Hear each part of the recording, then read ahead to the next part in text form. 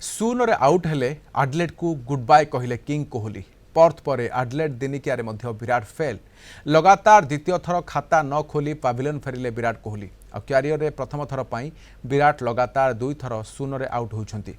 से फेरिबा मात्रे आडलेड रे दर्शक ठिया होई ताली मारिथिले। प्रत्युत्तर में कोहली हाथ उठाई कृतज्ञता जणाइथिले। यह आडलेड रे कोहली शेष अंतर्जातीय इनिंग्स बोली चर्चा हेउछि। पूर्व टेस्ट एवं टी20 रु अवसर नहीं सारी कोहली। आ भारत आगामी 2 वर्ष मध्य ऑस्ट्रेलिया गस्त करिवार कार्यक्रम नाही। यार अर्थ हेउछि जदि कोहली दक्षिण आफ्रिका रे 2027 दिनिकिया विश्वकप पर्यंत खेलती तथापि से ऑस्ट्रेलिया रे कौनसी मैच खेलिबे नाही।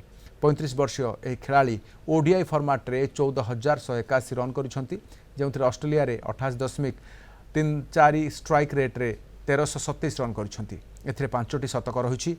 आडलेड द्वितीय दिनिकिया रे भारत को 2 विकेट हराइला कंगारू टीम।